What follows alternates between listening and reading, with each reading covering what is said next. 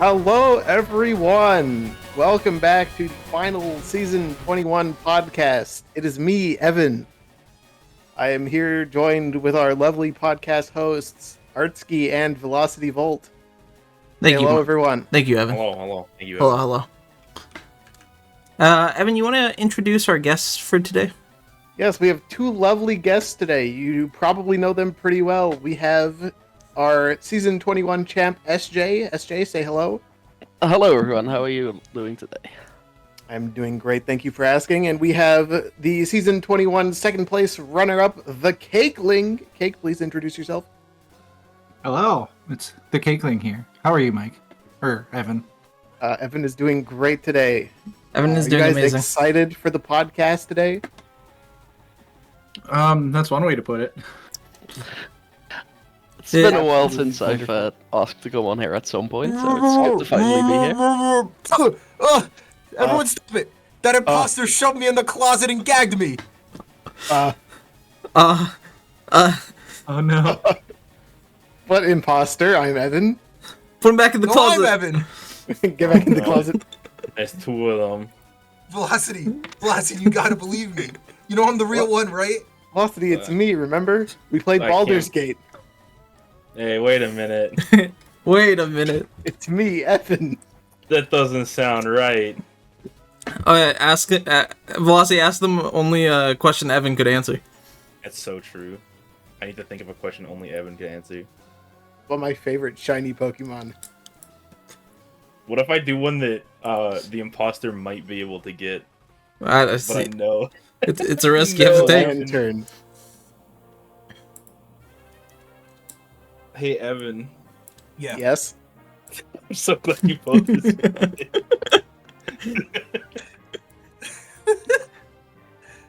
Good bit, okay. What was... Oh, yeah, he's bad at making questions. We get You it. ask a question then. You can shoot somebody. Here's the gun, brother. I don't want to shoot either, Evan. What I do want to do, though, is get into the first battle today, and the only battle. Because it's a What are we gonna championship do about Sunday. the Evan imposter, though? I'm sure it'll be fine. So, we are going to get into the battle. 2 Evans is better than 1, obviously. Yeah, go ahead. Evan 2. Oh, I was gonna say I'd made it back from vacation just on time. I literally pulled into my driveway 5 minutes ago. And you ran inside and went, yippee! I literally ran inside, put the luggage away, went yippee, and hopped on the call. Hell yeah. How'd you get out of the closet so fast? Skill. That is a skill, for sure. Before we get into this battle, SJ, do you want to make any comments on this battle? Well, for one thing, I don't like the fact that Cake brought both of his fairy types when I left my only fairy resist at home. That will lead into some seriously questionable plays, especially early on in the battle. But aside from that, let's just see how it all went down, I'd say. And Cake, you want to give any few words before we get into it? He didn't bring a team that I was expecting, and I prepped a bit differently than what I would have expected him to bring. Okay, interesting. We'll get into it, though. And as usual, for anyone who wants to pause the battle or rewind the battle, feel free to say so. So, okay, I do want to say something. Pause. Here at this Pause.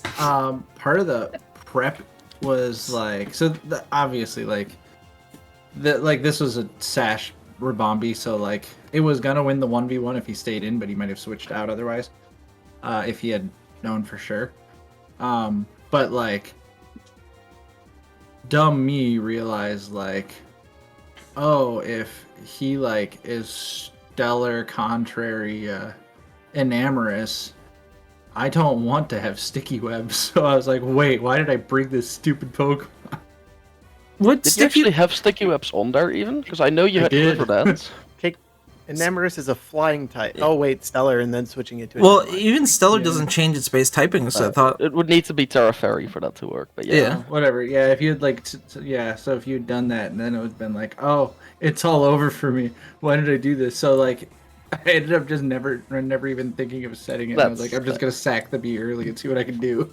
Yeah, because me losing Thunders early was quite a problem, because it was one of my main ways of actually breaking your team. But as I mentioned before with the fairy types, I didn't bring a switch into this, so I didn't really have a choice. Anything else would have still been 2-hit KO'd. The Dunsparce is the only Pokemon I had that might live 2, but if you either Terra Fairy'd or, for example, click Quiver Dance on the turn after, I still just lost the game from that immediately. So I basically was forced to sack Thunders immediately. Very I hit unfortunate. that play button again. Brutal. So good scouting for learning that it was a scarf. Yep, the scarf is definitely prevalent there. It's true. Evan, was talking to Ryan at the time. I was like, that thing is scarfed. That Leaf Storm does a massive damage. Yeah, well, I tried to pull the. I figured he was gonna try and do the whole Earth Power thing again on me, and I was like, oh, I'll just set up and we'll get some damage off. I was wrong. Oof. 26% is a bit sad as well. But then I realized Sylveon just lives forever versus it, so we good. And something crazy we from see out of Mudslap you. as well, by the way. Mud Okay. slap tech. Mudslap is a cake specialty at this point, I feel. That's an Ivo specialty that I've just adopted. That's fair. Ivo was the originator. Ivo used Mudslap Sylveon to win the one season, and ever since then I've been like, it's kind of a nice tech for when somebody just lets something go to sleep from the yawn, and then you don't have a tech anymore. Yep. As Ryan Pro mentioned in chat, what is this Ivo set? So Speed boost from Rattle. Do you love to see it? Fortunately, I was too slow to still outspeed anything. But... I didn't even care if he got the rattled because I was like, Throat Chop makes him not be able to boom burst.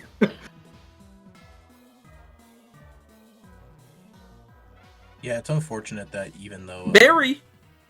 yeah, the berry's fun. I was gonna say even though the accuracy's lowered, still if it lands like any hit, it's kind of gonna fuck up whatever it hits. Yeah, I'm just very glad I hit against the Cobalion. Because I missed there, I basically ran out of switch into that thing as well. Because I'm not even sure my Mandibus would have actually beat it 1v1. Pretty sure it would have just gotten set up on. No more Barry, Sedge. Pick up the kill. Down goes the riddle. Actually, why did you click that turn if you remember? I think I just clicked Boom Burst for damage. Not entirely Okay. sure. No, because I'm Well, just wondering that if like Cake had gone a little greedy and like let's say Aqua Step there, how much could he? I couldn't. I was done? banded. Yeah, turn Okay. 26 if you can pause there for a second. Yep. The Ice Punch play here. Oh, whoops. Well, And we're back to the start. Let's start all over again. Whee! there we go. There we go. Yeah, the Ice Punch play here was kind of greedy by me. I realized in retrospect I should have always just clicked Close Combat, because Dragapult's not actually a threat at all, with me having full health Mandibus in the back. But Ice Punch to try to either catch Mandibus or do more damage to Sylveon on the switch was unnecessarily greedy, because there's not really any reason for Cake to like save the Tinglu here. Because the other 3 Pokemon I have all beat it at this point. Oh yeah, Yeah, I this was was totally potentially a sacking the misplay. Tinglu to get momentum, and you just gave it to me, and I was like, okay. Yeah. Still have no idea what. I was Freya like, is. that was the scariest thing on your team for me. So I was like, all right, goodbye. Yo, Cutie, thank you So once we for got to the this point, gift I sub was to like, Saw. oh, it's over. I Appreciate have it. this. Don't have to do it, but I hope As long as Sylveon's they enjoy the alive, emotes. like, what are you gonna do? And then the Giga Drain Yeah. started doing 1,000,000, and I was like, oh. I contemplated clicking Leaf Storm there, because even with your Max Pedef Sylveon, I'm pretty sure 2 Leaf Storms with Terragrass specs would have killed. But I didn't want to have the second mind game of clicking really Leaf Storm sad I again, wasn't- well, it was at -2. I'm really sad I wasn't ballsy enough to click the hyper voice there. So I So got the toxic off, and yeah. I was like, I have to kill this. Like, I know- I don't care. a lot of people had a conversation about this duck specifically, and what happened in this next few turns. Do you want to get any insight to the ticking poison damage? So, I didn't care what he was doing. I was trying to run him out of Roost or kill him, and I was like, I will sacrifice this thing to the Toxic if I can kill the Mandibuzz. But there was a point where I was just like, oh yeah, he switched here, and then I was like, well, I don't see the point in staying in because, like, oh no, I need to stop. I need to rethink. Yep. There's a couple One, turns that were going on. When the Enamorous came back in, and it took the hit, I knew it didn't want to give up momentum by clicking Moonblast and killing the Quack, because I can go to the Sylveon and instantly ruin his day with something. Because the Mandibuzz didn't really have a lot of health. It wasn't going to take 2 Hyper Voices. And then, like, the Hydrapple is the only thing keeping him in the match. So, like, he wasn't going to... I didn't think he was going to Moonblast there. Or if he did, it would have been, like, really foolish. So... Yeah, that's fair. I did think you would probably save the Quaquaval to get a hit off onto the Hydrapple later. That's why I tried to pull the double here.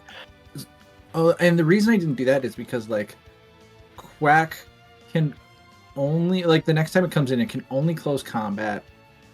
And... which doesn't do enough to Hydrapple, as far as I was aware. And, like... It can't Aqua Jet or Aqua Step because Hydrapple just eats it. Yeah, that makes sense. So I was just like... You were adamant choice band, right, on the duck? Yep. Yeah, so... I was trying to do as much damage as possible. I guess in theory I could have come back in on a free turn and U-turn out and saved it. Yeah, let me see. Close combat would have done 80 to 94% the Hydrapple. Okay, I was assuming you were So like it- max HP, yeah. max special attack. That's fair. So Where did I even put my EVs? Because I don't think in it was my, that fast. you were like Oh, I had a lot of speed, special half defense. speed def, Yeah, and exactly. then max special attack. So yeah, I didn't see what Quack was doing anymore. Although I guess now that in retrospect, I could have been using it to U-turn and just not take any toxic damage at all. That's fair, true. The roll onto Mandibuzz was apparently also quite close. It was, I think, 43% to KO with close combat here.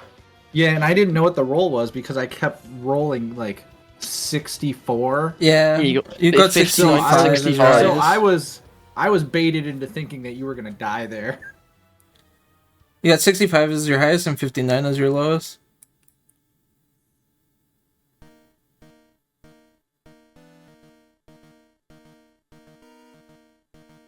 And The Raw Terror Blast was an interesting choice. so that was because Makes I sense to didn't go for want an to Emerald. Terra Ghost yet. Pause. Oh, yeah, we gotta pause there. Yep. Go back one turn. I hard threw at turn 40. I should have just just Terra Blasted again because like he has no reason to keep the Hydrapple in. He needs to save it. So it's a free kill on anything because he's never keeping that thing in. He needs to keep it healthy, and if I smack it with a Dragon Darts, he's just gonna take 1,000,000. So Yeah. Yeah, and he's not doing a whole lot back to me because it's resisted and behind a screen. That was a terrible play by me, and it gave him a free turn into the Enamorous to do here. something. Yeah. I do think there could have potentially been a different win path with me staying in, actually, because I do apparently 4-hit KO you, so 3 more turns would have killed you. I don't think you can kill me in 2, even with Dragon Darts, so I might have been able to hit you twice, then sack Mandibuzz for Regenerator, come back in, then kill you with Hydrapple, and then maybe try to get a Healing Wish off again later somehow. But it would have definitely been quite difficult from that point on, especially if you just got the play right with Sylveon into Enamorous. Yep. So some huge reads by SJ to And- basically end it for me. Once this Healing Wish went off, it was over. Yeah, Choice Scarf Healing Wish, interesting tech to see. Not something The you would fact that see you commonly. survived with 4% and was able to get that off drove me Yeah. so nuts. Because so many of your pretty sure. Pokemon just kept coming back over and over again after I'd bring them down to nothing. Yep. I'm pretty sure that Enamorous did always live the close combat. I think I calculated for that. But yeah. And then that one turn of Willow is kind of an unfortunate miss, but I don't think it mattered in the long I run. don't think the Willow miss mattered, yeah. Yeah, I don't think it mattered either. I just Weakness assumed policy. I just assumed he was going to foul play every single time, and so I wanted to live it, which would have, at least given me a turn to smack it. And I assumed he'd be defog instead of toxic, because why in the world against my team would you not be defog when I can stack a bazillion hazards against you? Basically, because I needed something to threaten Tinglu, like with Chip over time. That's why I wanted Toxic on it, so I could just sit in front of it forever.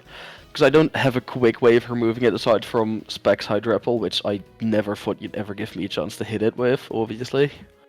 So that's why I wanted Toxic on the Mandibus. I don't think I had Diva. I'm pretty sure I was Brave Bird last move. Yeah, I was gonna say, I don't know if we ever saw your 4th move. No. But yeah, I was always just like... Yeah, I think Foul Blade won anyway. Because I Foul Blade on your first Wisp, assuming you hit then. I would have done about half, you would have still gotten 1 Dragon Darts off, and as I killed you, and I still get a Toxic onto Sylveon. So I think the situation is basically the same. Maybe it would have been closer at the very least, because I would have killed you in a single Hyper Voice instead of taking the toxic damage. Yeah, but you still did in a single Hyper Voice anyway. Oh, I guess compared to the because burn. of the... Yep. Yeah, you were also burned. And being slightly faster. Yep. So... I might have had to click Leaf Storm then instead of the safe Giga Drain. I guess that would have given you an out there, but... And there we have it. A 3-time champion, SJ. How do you feel about, building your legacy here with the 3 wins in a row? It's quite good in a row. 3 in a row I don't think anyone's done before. I'm pretty sure Boise had Boise 4 has. wins with 1 in between. No, Or Boise was it in did. the He early went seasons that from- aren't he documented went- properly? We don't have it on record because Tom Yeah. is Tom, and even though I sent him all the records, he never updated it and lost all the info I found for him. And it's just like, Yeah, it's around I didn't season do it, 2, and season you have 3. to go right? find it. He won season 3, 4, and 5 in a row. Yeah. So what you're saying is I need to win the next one too? And he won season 1. He took a break season 2, like he didn't play season 2, and Art won. And then season 3, 4, 5 he won. Yeah. It's not quite there, but well, one day I'll be on that level as well. If you win next season, that would be above that level, technically, because it's 4 in a row, 4 seasons straight. Yeah, kind of surprised Boise didn't come back to defend his record. To cut He's been showing, SJ off. But yeah, go ahead, Evan, too. I was gonna say he's been talking in the chat more often these past few seasons, so I wouldn't be surprised if the return is imminent. The He's return also the definitely last could be. Last couple days he's been Doing a lot of OU Playing ladder. OU, yeah. yeah, he's been laddering, so Oh no! Season 23. The Everyone, watch apocalypse out! approaches. that or if somebody drops out. The end times are nigh. So now that we know our champion for this season, I want to go in a little bit, take a little peek into next season, and look at that draft order. And I wanted to ask SJ, how do you feel about pick 12 going into next season? I'm actually quite happy with pick 12. I didn't have any specific Pokemon I really wanted to try with Zamazenta being banned this season. I have a few different round 1 picks I would be quite happy with, all of which are usually going in the later half of the round anyway. And I've always liked wheel picks, so I'm quite happy with this. I honestly think I might prefer 12 over 1 here. So. Kate, going into this next season, you don't have to reveal which mon you think you're going to take, but in the top 4 spots, what do you think is going to be taken? If you had to guess. If I had to guess what the top 4 mons are, well, there's always a couple that could throw things off, but generally speaking, it's going to be something like Dragapult, Iron Valiant, like, and then you got a couple of mons that could pop in there from anywhere from like Great Tusk, which I would expect to go like top 4, and you got like your Darkrai and your what was the other one? Goldangos, which are usually in that general region of top half of the pick board. No Gamoos or? No Kamoas? No round 1 Kamoas? No, if Kamo is getting picked in round 1, it's going to be USJ. I see. Stop leaking Base. my draft plans. Can neither confirm nor deny. That's how you know it's not me, because I honestly don't even like playing with that mon. Yeah, that one's the imposter. What? Been hyping up Como since the start of the season. Yeah. Komodo is a decent round 1 mon, but I'm just saying I would never pick it. That's what I want you to think. That is what I want me to think, yes. I'm So quite interested in seeing at which point Ursaluna gets taken. Because it's been dropping off in terms of the hype around it the last few seasons. Potentially due to it not having as big of a showing this last season. But it's still, in my opinion, one of the top tier Terra captains in the league. So I wouldn't be surprised to still see it go around 1 or maybe around 2 in some leagues. I'd be interested in seeing where it goes. I'm actually almost fully expecting it to be a round 1 pick at this point. With the way that it was kill leader in League 1 for the last 2 seasons. Australian Ryan wrote it to seed 1 in L1, and I absolutely dominated with it that season before, and probably would have been higher in the standings if I hadn't started that season out like 04.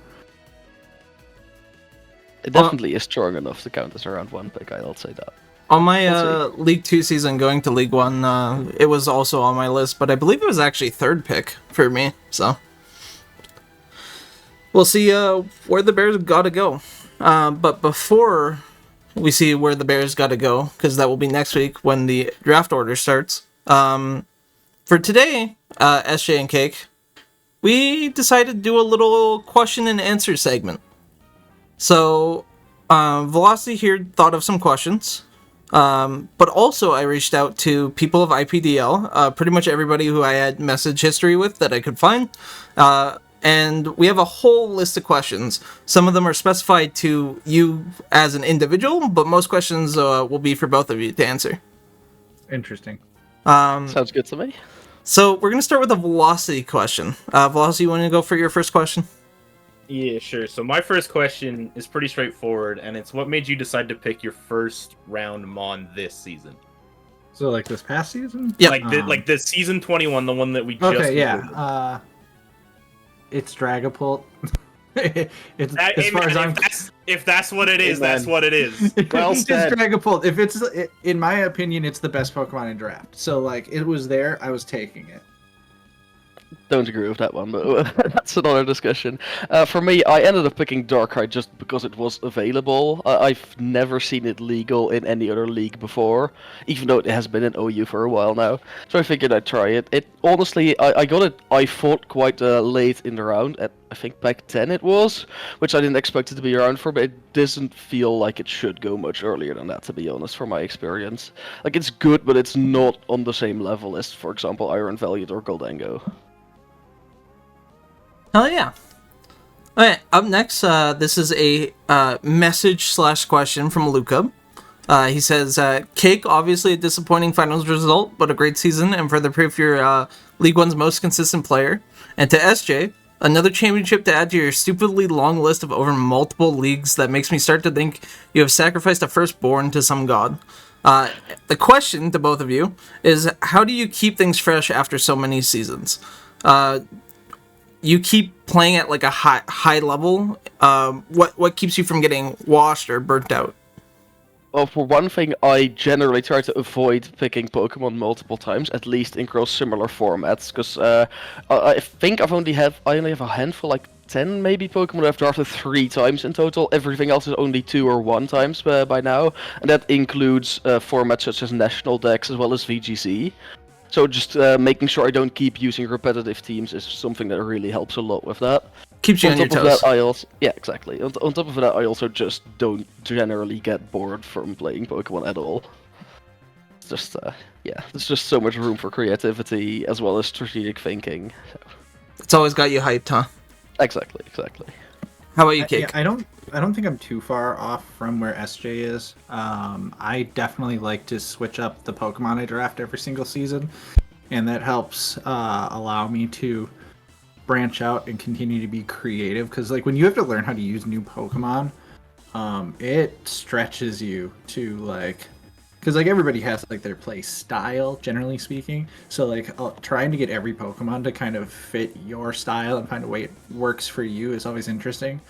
But the other thing for me is like I'm trying to hold some. I've like weirdly trying to hold some sort of like unshakable status within IPDL of I've never been demoted, so like holding that as long as possible, see if I can create some unshakable record or something. I don't know. Gonna nickname you the Iron Cakeling before too long.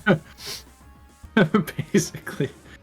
And I think the last thing is like I'm constantly looking how to learn and grow from my battle. So even if I get really frustrated when I lose, I always take a moment to go back and think about the battles after I cool off and go, okay, where did I mess up? How could I be better? Where are my flaws in my battling, and what could I do to get better at this? And I think that learning process helps me stay fresh as opposed to just playing to win. I fully do agree with that. I've heard quite a lot of people recently, from like different draft communities, who don't ever rewatch their own games, which is kind of crazy to me because I always just started rewatching games, whether I win or lose. Usually once a few minutes after the game, and then probably another time, at least sometime later in the same week, before I prep for the next week. And it just makes it so much easier to pick up a specific team, to understand the strengths and flaws of a specific team, especially early in the season. nice. Lastly, Luca just says hugs and kisses to you both. He loves you. Same back to you, Lugo. Hi, Evan 1, do you want to go with a question from the audience? Yes, indeed. I would love to go to the question. This is one of the many questions we received from a cruiser. The question is to both of you. It's two parts. First, what was the biggest surprise sleeper hit Pokemon you had this season? And which Pokemon on your team is a fraud? Oh, I gotta look at the fraud. I gotta look back at my team to double check the fraud. Give me a second. The fraud on your team was definitely Dragapult all along. Oh, I'm fighting words. Them is fighting words. Okay, the sleeper is obviously Zarude. Like that Bond didn't die, but like I think people have written it off for having a bad type, but like its stats totally make up for it, and you can make it work. It's not always like amazing in every matchup, but I think it's a Pokemon that should be drafted in every league, in every season. It's just good enough for that, and Terra makes it get out of its 4x weakness, which I think makes it even better. I love Zarude. It's such a good Pokemon. Especially when you don't feel forced to bring it to every matchup. Oh, yeah, totally. For example, in a different league, I only brought it to 4 games throughout the season. It still, I think, went 14-0 in those 4 games. Wow. It's just so good in specific matchups. Yeah, mine went 12-0 this season in 3 batches it came to. Yep. Like, just completely ran it over. I think the fraud for me, and I think it had more to do with my team not facilitating it well, but I took like Talonflame, and I was like, oh, like people have talked about how great this is as a defogger. It's like super fast and get off Will-O-Wisp, it can do things, and like it just didn't fit on my team at all. So it felt bad being like, it's only here to make people think I have defog, and that's about it. Yep. Fair enough. For me, I'd say definitely most surprising Pokemon is Rhyperior. It's so good as a late round ground type. As I mentioned as well in my team report, which I will drop publicly after the podcast is over, it's got a low speed and special defense set, sure, but you can quite easily work around those with, for example, an Assault Vest or a Custap Berry if you need to. But the physical defense and the attack stat and the great coverage just makes up for it. It's so good in a lot of different matchups, and especially with Solid Rock as well. Yeah, that allowing you to get offensive around the bad weaknesses. stuff. Exactly. Solid Rock is actually just such a good ability that not enough Pokemon get. Yeah, for sure. Especially because a lot of the ground types, and I guess also rock types, tend to be quite bulky, but having a lot of weaknesses still makes them easy to knock out. So it would be great if a Solid Rock could be spread out a bit more. Actually, weirdly enough, in our matchup, Rhyperior was like one of the things I was most afraid of you bringing, because like physically defensive Pokemon like hate running into that Pokemon. Let's see. As for the fraud on my team, I'd probably say Vaporeon was the closest thing to a fraud. Like, it's a good Pokemon. It's a good Pokemon by itself, but it just didn't fill the role that I drafted it for. In my original plan, I was planning to take Alomomola earlier in the draft, and then Ivo sniped it, I think, 1 or 2 picks before I was up again. So I just ended up drafting Vaporeon as like another bulky water that can wish boss. But it just didn't do that. I don't think I brought it. Ivo took it at round 3. At that point, can you even call it a snipe, or is that just an overdraft? I think I was playing it taking around 4, maybe. I don't know, something around there. Ah. But yeah, I ended up bringing Vaporeon like twice in the early weeks. I don't think I brought it a single time after week 5. So yeah. I know I brought it to playoffs round 1 actually, apparently. But yeah, it was there. It's not a bad Pokemon. It just didn't fit what I needed it to do on the team, realistically. I'm actually going to extend this question to the other people here. Evan 1, do you want to also pick a fraud or something that surprised you? And that goes for everybody else, but starting with Evan 1. Give me a minute. I need to pull up the draft docs again so I can triple check my all team. 3 of you bring up the draft docs, try to figure out something, and if you have it ready before everybody else, I got my fraud. Don't worry about it. Evan 2 reporting in. I'm available. Okay, to we'll start with Evan 2 then.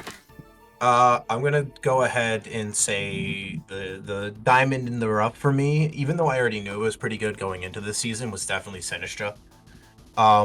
It just can be such a versatile wall, even while running like exactly one set, and it can be pretty annoying into a lot of matchups and just cover that hole in a team that you just are really struggling to get. Like even if it has to come in and tank like a special attack and ghost hit, most of the time it can kind of shrug it off and then either get a quick status in or heal back up off of a strength sap or a matcha gacha, and it can just be really annoying to deal with. So getting it, I think like round 7.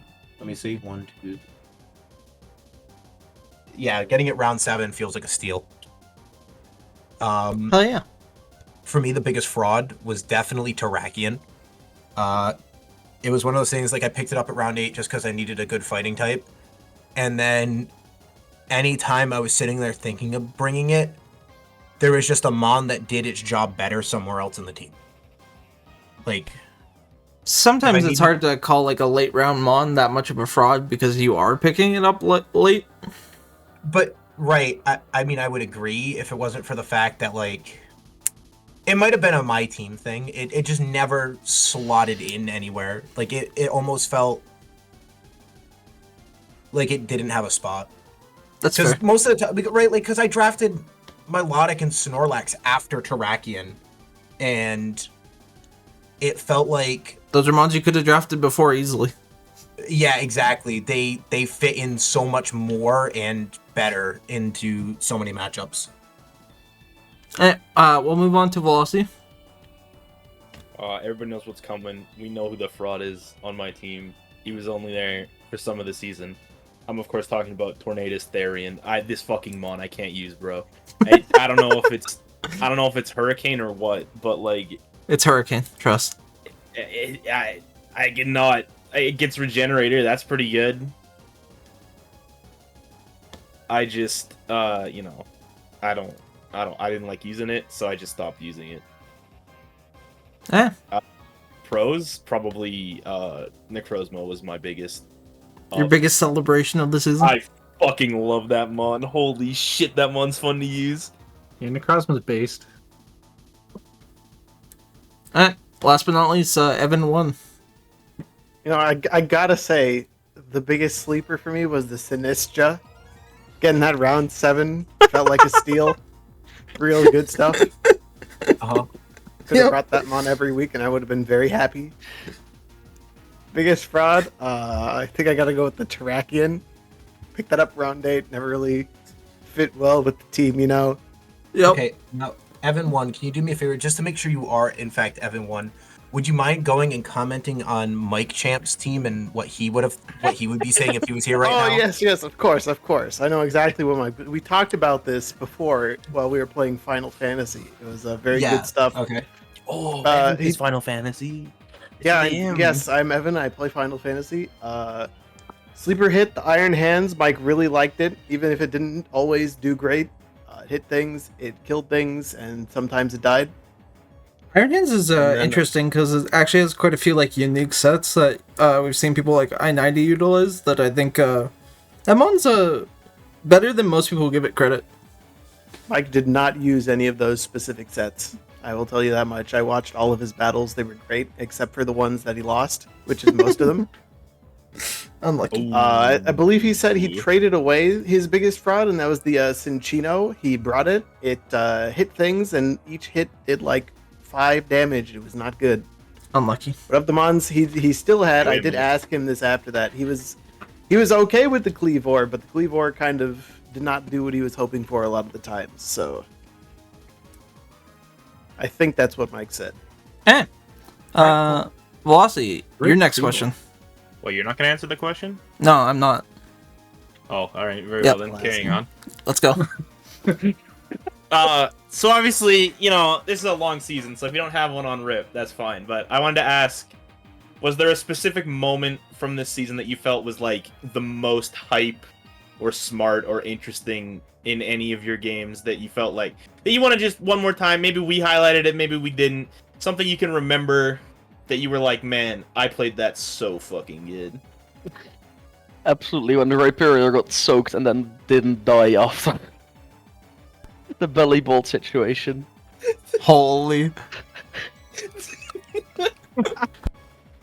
I think for me it was actually in the playoff game against Rando where like I thought he had me with the Dragonite, and then I realized with Dragapult that it would actually live any hit from the Dragonite at +1 if I Terra Ghosted, and then I would counter sweep him with a Dragon Dance. So like super cool moment of like using an offensive Terra, generally speaking, because like you usually Terra Ghost to go offensive, and it still worked out defensively, and I was able to set up and counter sweep him when it looked, for all intents and purposes, that he had won the match. Oh yeah. Next question, we'll get into it right away. Aga came with the question of, if you had to choose one of your battles to represent your whole season, which one would it be? That's actually quite a tough question. Wait, say that again? If you had to choose one of your battles this season to represent your whole season, which one would it be? Oh, jeez. It's a big question. It's a big ask.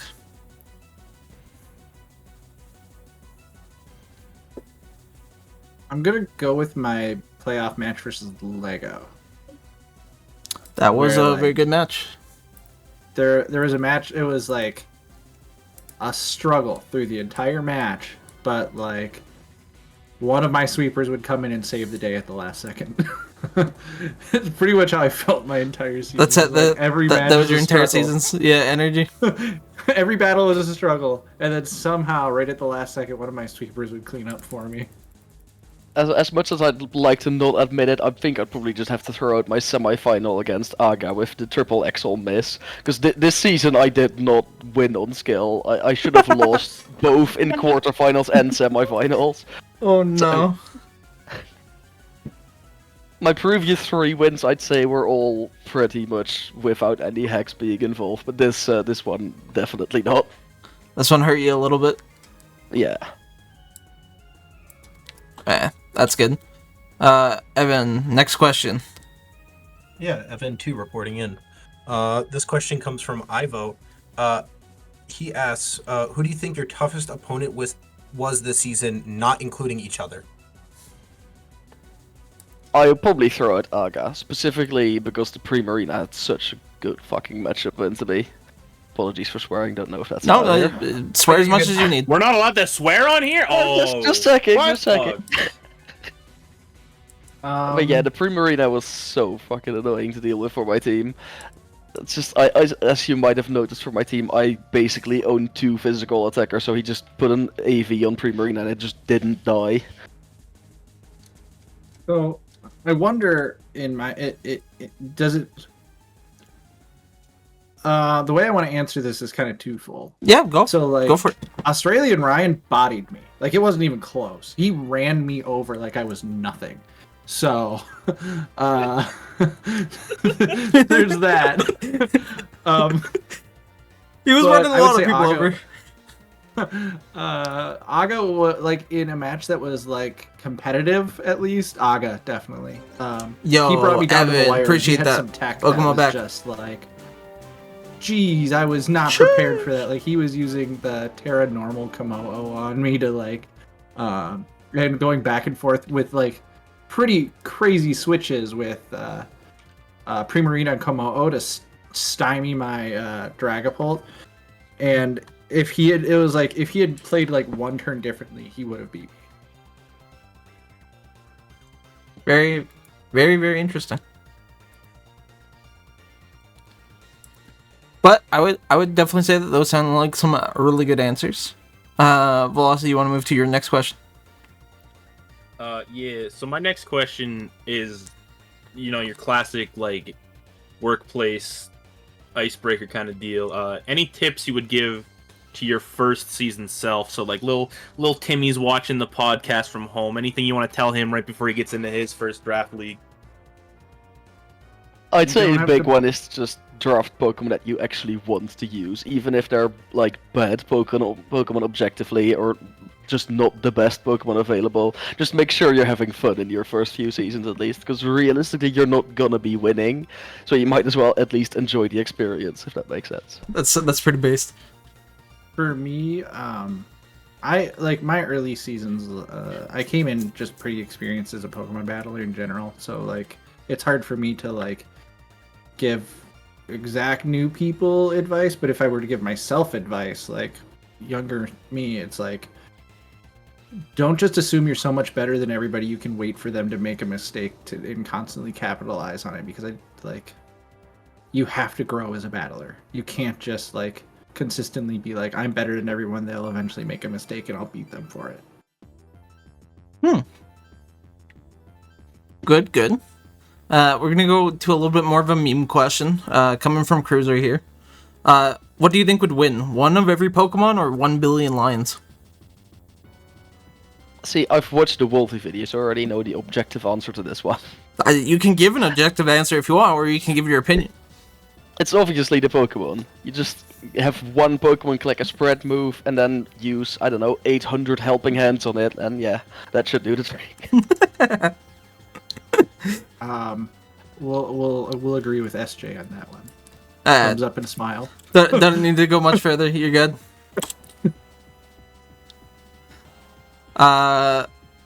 Evans, you want to go with your next question? Yes, I'd be happy to, Artscape. This one comes from Hunter. It is, what Gen 3 Pokemon deserves a new evolution? Either a Mega Evolution or a third stage or second stage. Give me a second, I will look up a list of Gen 3 Yep. Pokemon. I knew exactly what they were about to say. Get your Gen 3 list on the screen. Classic. Yeah, I gotta get Just my don't say decision. Lantern. I was gonna say you can say Lantern, but I guess not. I mean, you can say Lantern, but it'll be wrong because we went over the quiz. It's a Gen 2 Pokemon. But yeah, but it feels the most like a Gen 3 mon, so it gets grandfathered in. And it's got a great shiny. Mega or another evolution. Yep. Yeah, we should get a Minun Plusle evolution. That go crazy. Like a Oh wait, fusion. there's only one correct answer coming from me. It's obviously we need Mega Ludicolo.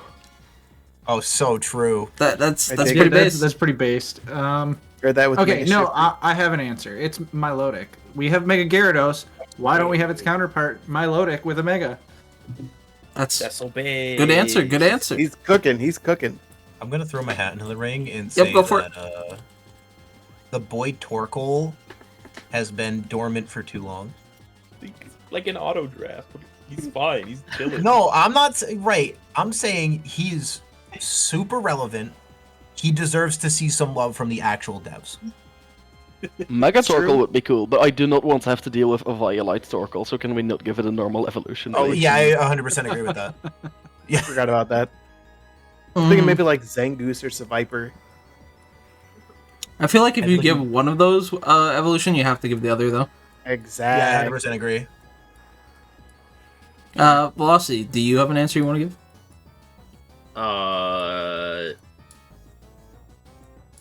I like Walrein, so I guess him. You want to give it a Mega Walrein? Yeah, I think Mega Walrein would be kind of cool. I will answer this question also myself. The This goes out to a very special place in my heart after a Z snatch on a Dragon Dance from a Gyarados. Oh, man. We're gonna go with Kecleon in for an evolution Oh baby. I love it. because it's already got that Protean. You know, if it got that evolution, it could be strong. Yeah, I would say Dusclops. I think that would be sick with an evolution. I don't want to hear Evan too. Get this fake out of here. Moving on to our next question. Velocity, you should go again. Okay, my question is a pretty straightforward one. Should paralysis be removed from the video game? No, absolutely not. Yeah, no. I, I don't. I can technically see an argument for removing, like, getting fully paralyzed, but paralysis as like a speed control mechanic definitely needs to stay in the game. That specifically, I agree with that. Although I think if you were to remove the the possible lose a turn mechanic, I would love to see it drop down to the old quarter your speed as opposed to half of it. That would make sense, I suppose, to still keep it as strong. Yeah, that's fair. Then we're gonna go to a Sparky submitted question to kind of back onto that. You want to send this one, Evan? I would love to send this one. What is your opinion on banning paralysis in future seasons? Do you think it could be ban worthy, like how OU banned sleep? I don't think so, no. Not at all. I don't think in our league I would ever see it banned. I could see like Smogon Smogon Elites being like, it removes skill. We can't have this. But like not in our stuff. Wouldn't that also just make almost every electric move with a paralysis second effect just be illegal? It would. Yeah. I'm gonna Automatically jump shoot in here really all quick. that. Yep, go for it. And Actually, would it? Because I'm pretty sure Relic Song is still legal, even with sleep They- moves banned. They would probably just remove like specific moves like Thunder Wave or Glare or that like auto that specifically Guaranteed. paralyze Yeah. it. Go for it, Evan. Okay, so I was gonna say is right. We're starting to get into those vibes of like when you're playing a new RPG, and it introduces you to all these different status effects that you can inflict on the enemies. But then every time you get into a boss battle, the boss full resists every single status effect. So really, the True. status effects are just there to fuck you over. It just sounds like the boss was Garganical all along. Yeah, or Golden Go. Man, I feel so Well, bad for technically, Golden Go Garganical. isn't immune to status. It's just immune to status moves. You can still get, for example, a discharge paralysis on it. Here's Yeah. the thing with Garganical. It might be immune to statuses, but it's not immune to crits. So true. Alright, we're gonna go down to a little bit of the lower tiers for the next question. So if you want to open up like Showdown or something to look at them. Cruiser came with a question specifically about asking which NU or PU mods you consider extremely viable. And because I feel like there is already some there, I'm going to ask you which mods down there do you feel is the most viable for draft? Okay, I'm gonna actually go to Smogon. Kind of difficult because there's a lot of them which are viable in different ways. Yeah, that's why I wanted to, limit the question a little bit more. I'll open the team builder, set the format to Actually, you NU, know what? I'm and gonna go to everything. the season 21 doc because we order it by. Yep, that's a good place to also look. So we said PU and below. NU or PU. If NU, you want to do NU specifically and then PU specifically. Dog, we got Milotic down in NU. What are you talking Yep, about? I'm saying I think there's plenty. Sylveon? Yeah, I I'll think throw out it's- Screamtail for NU. I think the Pokemon is still being underrated to this point. Yep. I mean, I will. I'm gonna try and Rimstarls I'm gonna and try DU? and like not pick stuff that like people obviously know are still good in NU. But like I think stuff like I even think things like Bioplume are still viable. It's got a fairly funny niche of like with strength sap, so like it can still do things.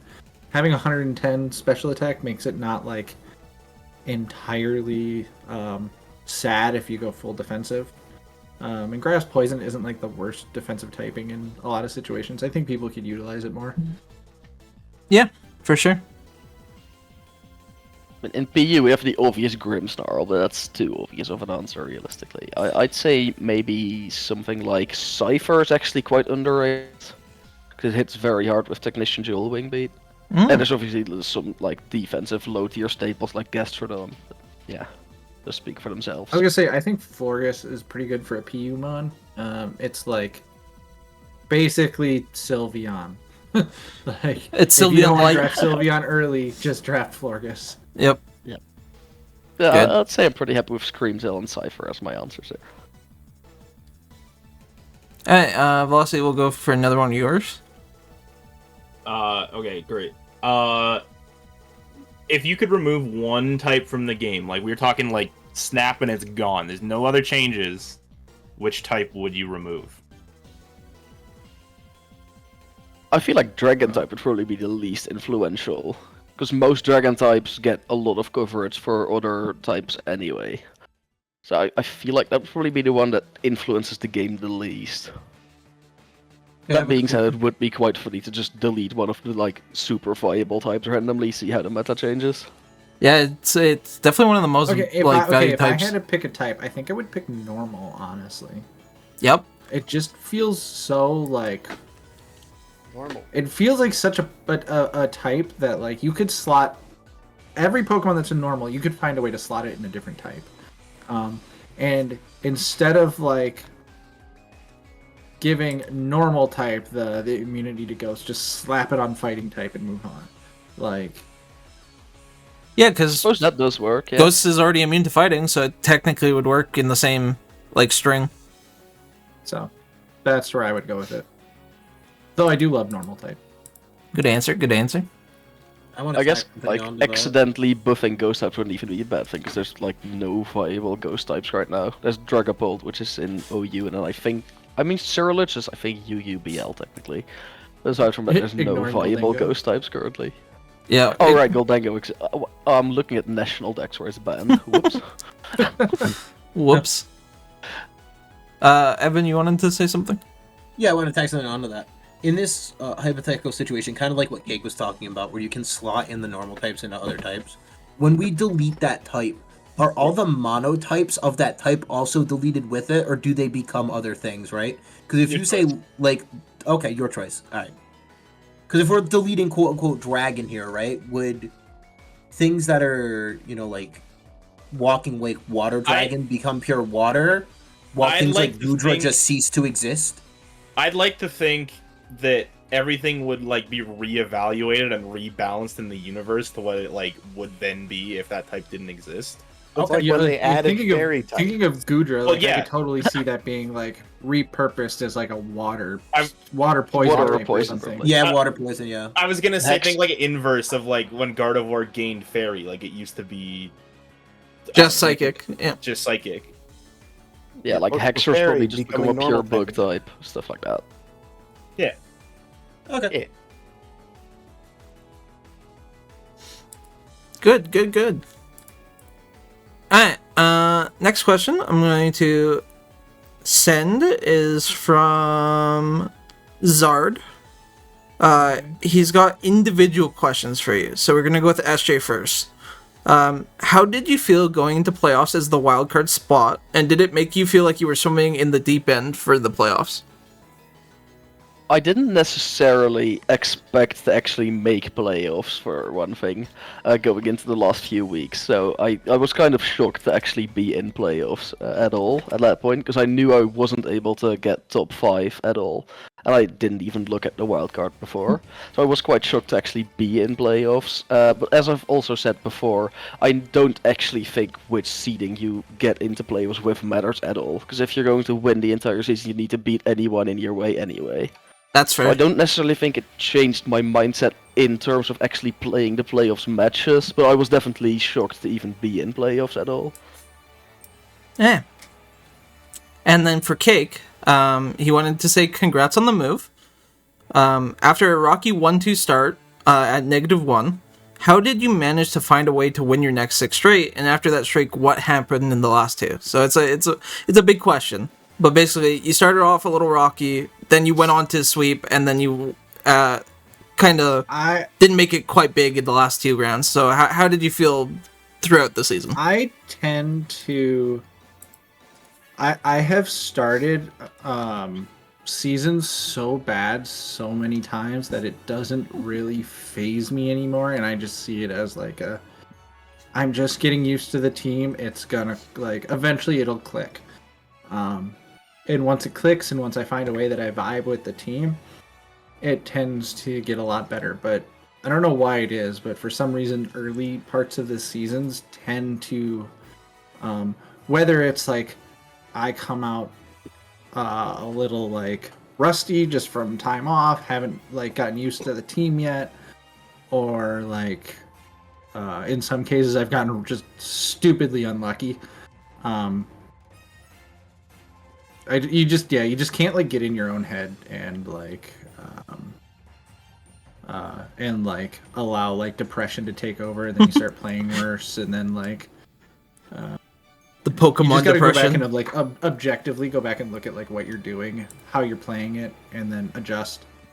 And eventually, like when you draft teams, like at least for me, like I don't draft my teams and then go look at like, oh crap, I like mega failed. Like when I draft, like I draft everything with a very specific purpose. So like I go, okay, I'm gonna make this work eventually. Maybe I need to make like one trade or something, but like I think just getting used to the team and being as consistent as possible with like how I play, knowing like my game and not deviating from it, not getting like spooked from a bad start is a big deal. I Fair. agree with that for sure. Like, I basically usually just ignore whatever result I get in the first 2 or 3 weeks of a league, because everyone's just getting used to their teams. I usually just don't even consider those wins, whether And you the team is never good know or what not. sort of like crazy like tech somebody's gonna pull out of their butt in the first couple weeks when you haven't seen how they use their team yet, and all of a sudden you'll get caught off guard by a random like assault vest Zapdos, even though nobody ever runs that. Why would you ever expect that to come? And you just get bodied for some reason. Exactly, Um, exactly. It is what it is. All right, Velocity, bring up another question.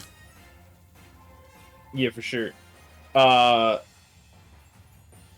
next question, seeing how we were kind of talking about it at the beginning with there, Kate kind of got into it.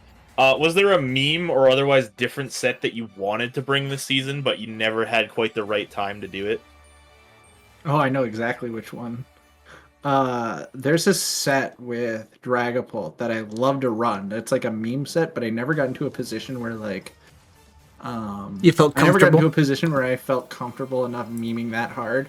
And it's Sub Will-O-Wisp, Infestation, and like Protect, or like the ghost move, Phantom Force. It's really funny. Hmm. And you just give it leftovers, and it's like doing the whole like Salazzle toxic stall BS with Sub, and it works, and people don't see it coming, and it's funny. But I wasn't ballsy enough to do it this time because I needed Dragapult to be offensive for me most of the time. I want to say that set also reminds me very much of back in Gen 7, some people's gimmick set was for Dragonite, where they would run Toxic, Roost, Skydrop. Oh gosh, I remember that. Yeah, that was a good time. I definitely wanted to run Choice Band, Terra Blast Flying, and Emorus at some point, but I just never got the right matchup for it, because I basically always felt forced to run a Scarf on it. Which is unfortunate. I got quite close in the semifinals where I did bring physical Terra Blast Flying, but it was just heavy duty boots with superpower. That's probably the closest I got to that one. It is that kind of an Right. awkward speed stat, huh? Yeah, it is. It's just fast enough to outspeed like most defensive or just like middling speed tier Pokemon, but it's not quite fast enough to outspeed the really fast guys. So yeah, it's awkward. And I also wanted to bring physical Darkrai, which I never really got around to. I did bring Sub Focus Punch against Ivo, but aside from that, I'd never really managed to bring physical. Oh yeah, side note, I totally wanted to try out Curse Sylveon at some point or another, but I didn't have Holy. I didn't have it in me. That's pretty epic. Evans, next question for you guys. I got Go one. get him, Evan, too. Thank you, everyone. So I find this question from Cruiser particularly interesting, seeing as both of you are on the voting council when it comes to next season bans and unbans. Going into next season, was there any Pokemon you personally wanted to see banned or unbanned that wasn't? Well, obviously, I was in favor of banning Summersend. I don't think it should have ever been allowed. And then one thing is, if we were going to actually consider unbanning Ubers, I think there were a few that probably would have fit into the power level of the format, such as Iron Bundle. But since we ended up discussing it and just deciding to not get into unbanning Ubers at all, it was never even really considered. Yeah, there were other hills I was more interested in dying on than unbanning like super powerful Pokemon or like banning any particular Pokemon. Because my general rule of thumb is like, when it comes to like bans and unbans, is I think Dragapult is like the very top edge of what I would consider like healthy in our metagame. And if you really go much higher than that, you're kind of pushing like too much to handle in our format. So like, I think we're in a pretty good place where we've kind of found that line, and it was kind of nice to like, and it's so I don't. Unless we were going to start doing things like complex bans, like removing Terras for specific things, there like wasn't much I was particularly interested in changing. Okay. All right. Next question is going to come from Carly, or Cutie Yandere. If you had to pick any one Pokemon to be your like permanent companion, which one would you choose, and why?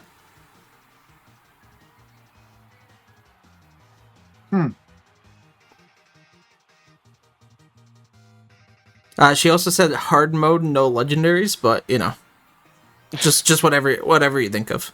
I'm surprised Cake is having to think about this one. Companion. I If mean, it was like, no, go for it, Gake. I'll wait. I mean, like the obvious answer is like Magnemite or Magneton because I love those Pokemon, and like having my own personal like EMT following me around would be kind of funny, but like, it's not like much of a pet necessarily. I just really like the design of it. I mean, and then she's like, hard mode is no legendary because I'd probably choose Keldeo, just because I think like having a little pony horse around would be awesome, especially if I have kids and stuff. Yep. I'd say, I mean, Ludicolo does look just like a nice dude you would, hang out with. But He's just your guy. he's just my guy, you know. But if I had to give a different answer, I'd probably say something you can like fly on. That would be quite helpful. I Maybe was something just like thinking Mega about Altaria Flyer. or something like that. A Ooh. flyer would be huge. I feel like Mega Altaria would also be good just because it's like super comfy. Yeah, Oh, exactly. how awesome would it be to have Metagross? Have you seen that thing fly before? It just like hovers. Mike makes an excellent point. Miraidon would be a free personal ride that runs on sandwiches. Yep. That is a pretty good point. Oh wait, if you had Goldengo as your like personal buddy, would it allow you to ride its skateboard? Good question. Could it also just Maybe if you paid it. infinitely supply you with money? Like, you know? Is it attached to it? Like, is it part It's of made out it? of its body. Oh. Yeah, but like. Wait, but there come are off? totally moments where like it's off, where like you Well, see it so- off of it. Personally, right, like, so there's Gimme Ghoul, which is like the little guy. And I think what he's doing is he's controlling all the coins to make a body around him. So you're So, thinking like- it's like it's a mecha It's like anime? a Gundam. Yeah, it's a mecha anime. He's in the coins. I Okay. could see it. Yeah. That's why the status moves don't work, because he's just a little guy and it's hitting the coins. hmm Good answer. Good answer. Speaking of good answers, Velocity, next question. All right, my next question. We'll do another quick, straightforward one. Do you think offensive or defensive Terra is more important? I'd say both. Most times, at least when I use Terra, it's to do both at the same time. I rarely ever put a Terra on a Pokemon and then don't have a move of that type, so in that way you're always using it offensively. But I also most of the time don't use my Terra just to get a better damage roll. Of course, in some situations you need to, but in general it's Okay. also defensively. I think this is a bit of a trick question because what determines what's a defensive or offensive Terra? So, for instance, like I bring back the example of that random match I had, where like I prepped Terra Ghost on Dragonite or Dragapult, sorry, because offensively it needs it to like use Terra Blast. But like in that situation, it allowed me to be defensive so I could do something offensive. So like It's not as Where's the- straightforward of a question. right. So it's not as straightforward as you Yeah. think. I personally, because like sometimes you could say like gaining coverage offensively is useful, and I think in a lot of cases like the offensive Terra makes some Pokemon even viable. Look at Thunderous Therian, like the fact that it can Terra flying and giving it a real flying stab makes it way scarier than it used to be. That's true. So,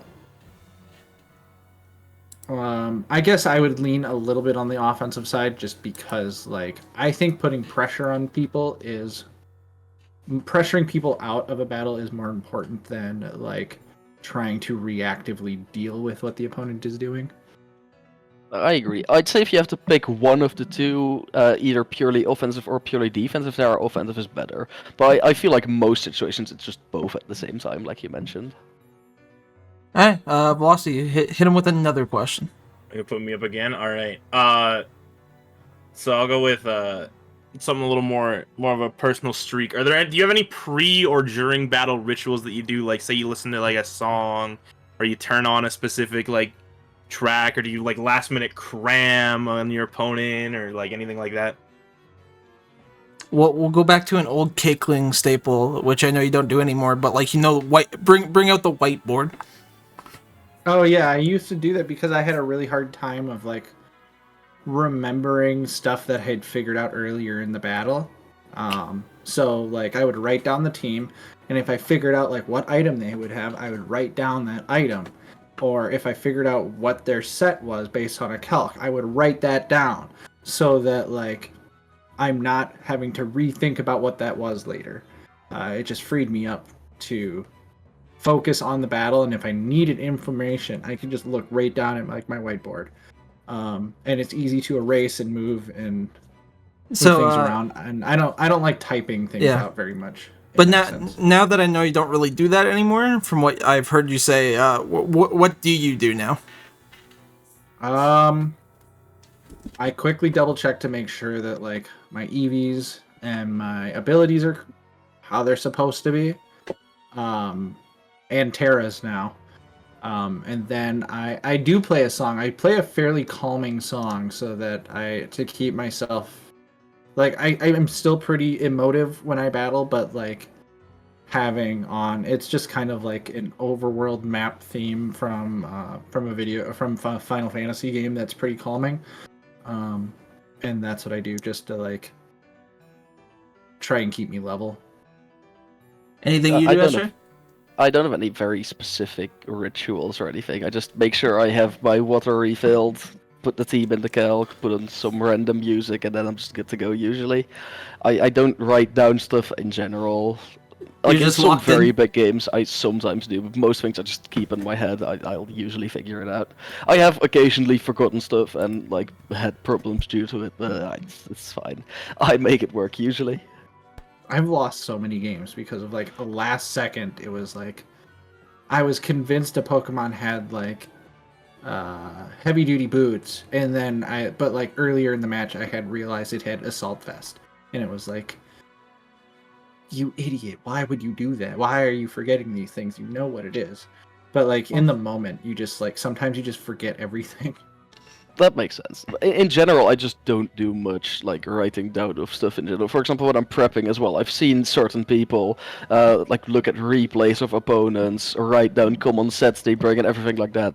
but I usually just take a look at the 2 sets of 12 Pokemon for about 5 minutes and then put something together. So I guess it's just how I usually do it, how I'm used to doing it as well. Oh yeah, I don't do the whole like looking back on anybody's team and seeing how they battle thing to try and like outgame them at their own prep. I just look at the team and go, okay, these are good against me, and these are what I have that's good against them. I kind of have an idea of how I'm going to prep this. Yeah, exactly. Unless there's like a situation where it's like, I have no idea how I'm going to prep against that thing, it kind of rolls me. And then I have to get creative. Yeah, one important thing for that as well, which I usually do, is I basically never have a dedicated lead for a specific draft game. I usually just bring 6 Pokemon that are good in the game, and then just look at which 6 the opponent brought and figure out my lead from there. I've had a few situations where, for example, in this past season I had like a lead / Darkrai at some point with Hypnosis, but I think I've maybe brought a dedicated lead like once or twice this past season, which I know is something a lot of people tend to do in prep, just figure out a specific lead against any 6 Pokemon the opponent would bring. I'd Not gonna never lie, like doing I that. have lost a lot of games from like not having a good lead, but I generally don't bring a dedicated lead either. Except for the match against you, weirdly, the Rabombi was a dedicated lead because like you have like one Pokemon on your entire roster that likes it, Yep, and you didn't makes bring sense. it. So I was like, Makes okay. sense. There's also more Pokemon that are more common to be leads, so it can kind of Yeah. get in your Yeah, head of of course. needing to lead with some ones versus others. Up next, kind of plays off of the last question a little bit, in a way, but what was the most useful thing you feel like you learned from this last season? Whether it's like something new you learned about Pokemon, something new you learned about yourself in terms of battling, you know? I'd Don't say get locked into specific sets is the big one for me. that's valid, yeah. I found myself early on in the season like struggling with Quaquaval because like I kept trying to run like Swords Dance setup, but like that wasn't what I needed a lot of the time. So later on, I started running other things like Bandit or just like 4 attacks or pivot or even defensive, and you get a lot more. You get a lot more success out of your Pokemon if you are willing to just like not be like, well, this set worked and I like it, so I'm gonna keep running it.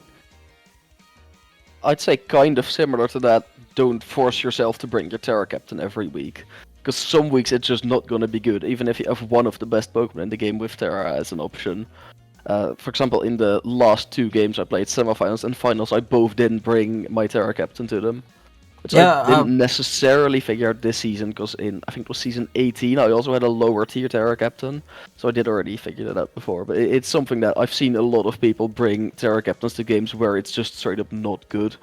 In fact, both of you Yeah. didn't bring your Terra Captain to the finals. True, actually, yeah. I did expect Garganical to come, but yeah. To be I can see fair, why it didn't. in my case, like I often wouldn't bring Garganical, not because I didn't think it was good in the matchup, but because like I knew I needed to Terra a specific other Mon for the matchup to work, and by having Garg there, it would tempt me to like use that as like my Terra, and so I just like wouldn't because it would, just to keep me from like making a bad choice early on in the match to do like well, if I Terra, I'll live this defensive thing and then I can keep my Garganical alive longer or something. That's fair as well, yeah. On top of that, that also reminds me of something else, which is don't be afraid to use Stab Terra even on your Terra Captain if it's good in the matchup.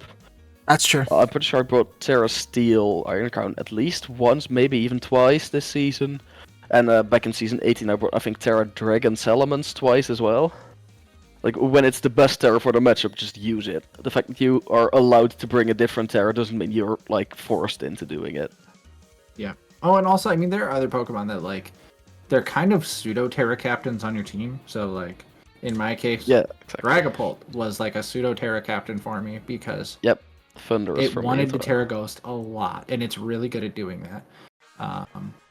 Pokemon that like don't have Flying Stab but are Flying types, like love Terra Blast Flying, or if you don't want to rely on Hurricane, Terra Blast flying is often really good because flying is a really good offensive type. It just doesn't have very good offensive moves usually, in Yep. terms of accuracy. So yeah, I can totally see that. To go should in make- on your guys' too, I think the Ogre Pawns are very much in that boat as well. Yep, makes sense. When When are we gonna unban Hearthflame? Hopefully never. That one might be a little bit too cooked. Bring up the meme of we wouldn't even be having this discussion if Terra wasn't involved from Starlot. Oh no. Classic. It's a classic. Speaking of classic, Evan, it's your turn to ask the next question. Oh, thank you. It is me, Evan. The next question is also from Cruiser. We had 7 people drop this season. How do you feel about a lot of those big League One folks leaving? I mean, in general, if someone wants to leave or just doesn't want to play anymore, I'd prefer they drop out between seasons rather than dropping out right after the draft or in the middle of a season. Of course, it's unfortunate to see some of the long-term people go. I'm hoping they still stick around even if they're not actively playing. Mm-hmm. But we'll see. We'll see if they maybe make a comeback later. If they stick around. I understand like burnout being a thing, and I don't begrudge people who like need to step away because things are getting too much, or like they're burning out because they just like there are some people like Australian Ryan who obsess every single week over like their battles, and it just wears them out. So I get it where it's like every couple seasons they need to take a break for a season or two and then they come back refreshed and ready to go again. So like I'm sad that I won't be able to battle some of my favorite opponents because they push me to be better, like Aga or Australian Ryan. Yeah, those are or two even of the biggest names, definitely. And sometimes I get sad when I see people who like get all the way there to like League One and then they lose a season and then they like drop, and it's like, man, I want to see you get better. Like come back to League One again. I think you could do this. Like. Almost like a Power Boston situation this season. Yeah, it's like I totally see like you have the potential to be here and like do it. Just like be okay with going back to League Two, taking some time to like refine how you battle and draft, and see you again in a season. It's great. Just like Zig Lugado did. Like awesome stuff. I love to see that he's back. Yeah, that man went up, went back down, and is coming back up again. Velocity, let's go to you for your next question. Okay, so I'm gonna augment this question just a little Yep. bit because it's sort of been touched on before. But what is one of the most important things you look for while drafting in the later rounds of draft? Like, what's the kind of holes you want to watch out for to make your team as solid as possible? Well, the obvious one is missing typings, especially the like big specific immunity typings. For example, if you don't yet have a flying type or if you don't yet have a ground type, it's pretty important to fill those to get the immunities going. But aside from that, I generally think it's just good to look for Pokemon that are both actually usable and fill specific roles, but don't get like too focused on filling a specific role. Because I've seen people before being, for example, I need a rapid spinner and then just ending up drafting a Pokemon that's basically not usable just because it has rapid spin. You'd be better off drafting something that maybe doesn't fit your team as well, but you can actually bring to a few matchups. Generally speaking, when I'm looking toward the late part of a draft, I'm looking to fulfill any like areas of holes that I might have created earlier in the in my draft, because earlier in the draft I tend not to like look at specific synergies. I just kind of take like whatever's best available, or if it's something that'll facilitate a strategy I want to go for. Like this season I was really aiming for like hazard stacking on people. But then the other thing, like looking late, is I look for like diamonds in the rough. So things that like people are sleeping on and shouldn't be there, or I think I can make use of. or is better than people are giving credit for. I try to look for something every single season that is like, I'm gonna use this. I'm gonna make everybody realize it's gonna be good, and then it'll start getting drafted. Good answer. Good answer. We're gonna go to the last cruiser question. I know there was quite a few. But first, you both are familiar with Pokemon Mystery Dungeon. No, I'm afraid I know of it, but I've never played it. So the concept of Pokemon Mystery Dungeon is that you, as a person, get reincarnated into the world as a Pokemon, and then you go throughout the dungeons and stuff like that as your newly reincarnated self. So the question really comes from, which Pokemon would you want to be reincarnated as, especially if it was in that Pokemon Mystery Dungeon scenario?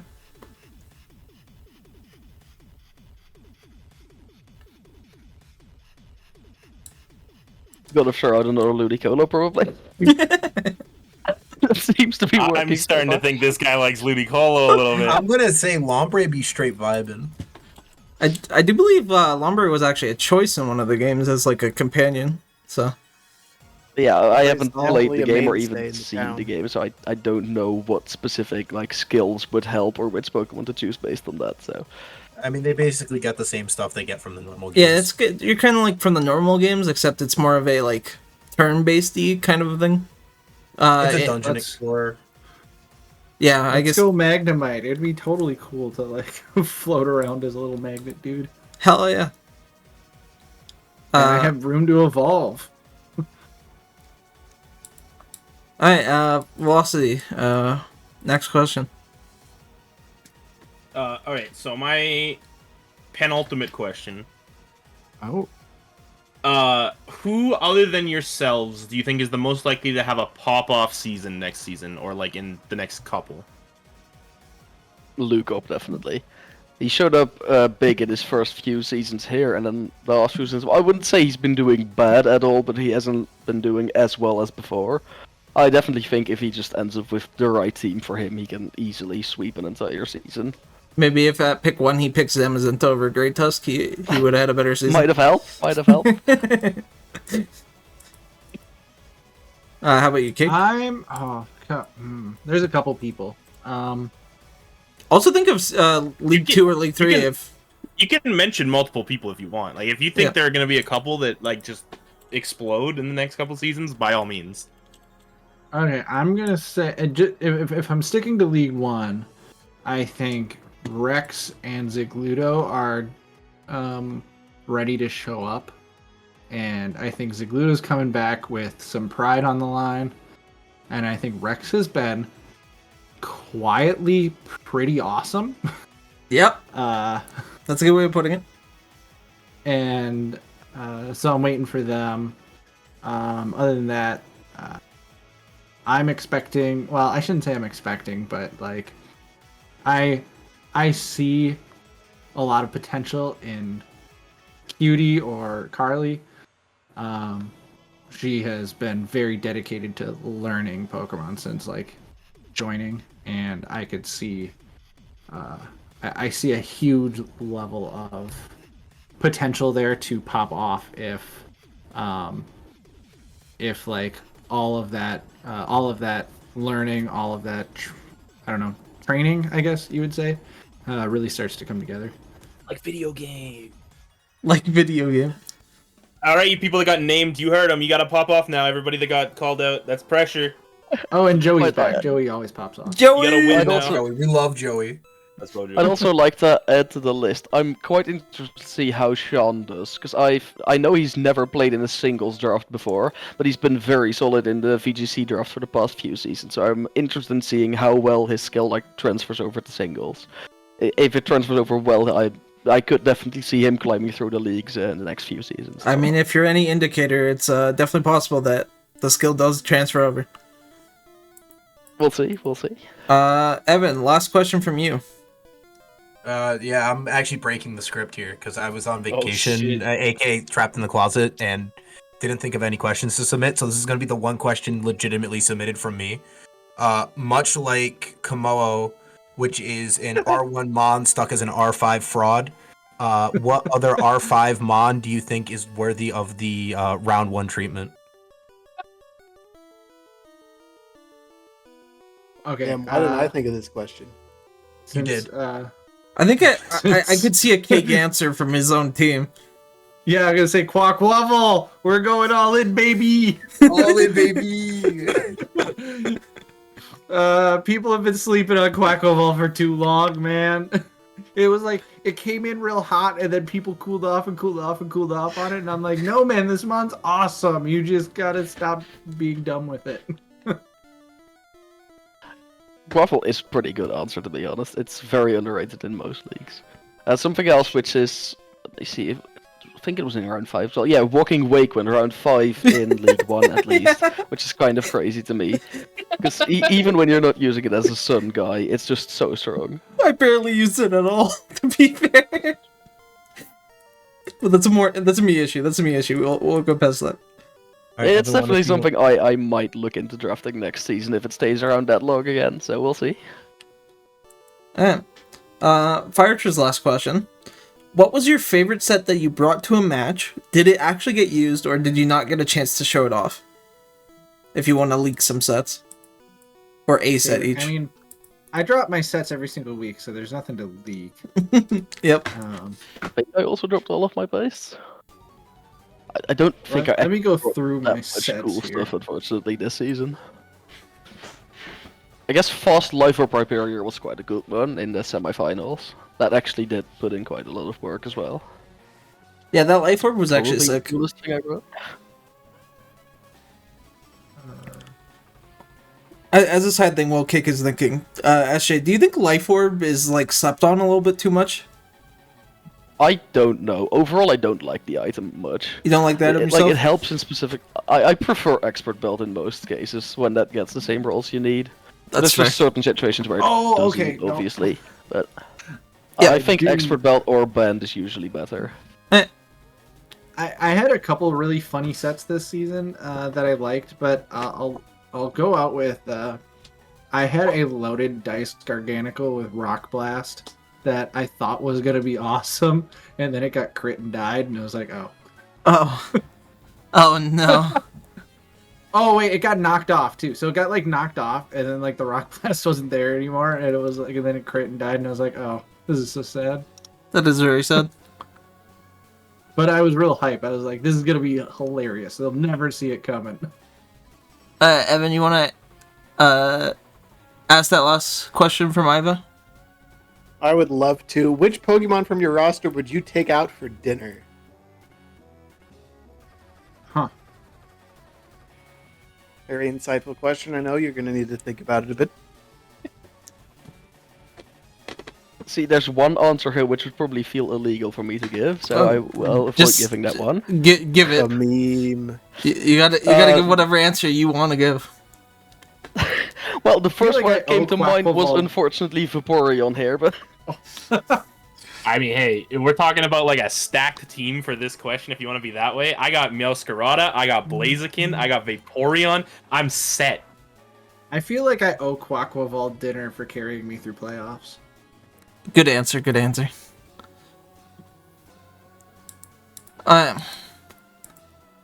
Last but not least, do you want to end on the final thing, Velocity? Yeah, so this is the last question we got for you guys. And obviously, it's not like the first time the podcast has ever been run, but it is the revival. So I wanted to ask, do you personally have anything you would like to see change about the podcast going forward? Added, subtracted, warped in any way? Anything at all? Any ideas you got? Anything you hate? Anything you love? Anything you want to see tinkered with? By all means, fire it. having the second Evan here has been quite interesting for a while. I'd be interested in seeing potentially podcasts with more people on them. That could definitely be interesting. One guest at a time is obviously also fine. Allows you more time to specifically ask questions and discuss things with one guest. But I think having potentially either two guests or a second host for some time could be interesting. Hear that, second Aside from Evan? the You're going to iPhone. be able to come back next time, maybe? Oh, thank God. I was worried I was going to lose my job. My job, Aside you from mean? that, I've been I loving do- the podcast coming back, so Yep. I'd say just keep it up. I can't say there's much I would want to change about the pod necessarily. I the only thing I think is that like for the standard crew, it feels like you guys are sort of missing that like every one of like you guys are great and you have really good chemistry. So I wouldn't change any one of like the three main people, but maybe adding in like a straight like the straight man to like the rest of your guys is like the rest of your guys' memes. Does that make sense? I think that actually leads into a point I want to make because I definitely feel like over the last couple weeks, with it being playoffs and stuff like that, we have started to get a little too memey when it comes to battle reviews, aka like talking about poison for 75% of a playoff match. I know. And I definitely feel like we need another more analytical eye to keep us more on track instead of talking about how poison could half your health while cake is popping off in the background and we're not commenting on it at all.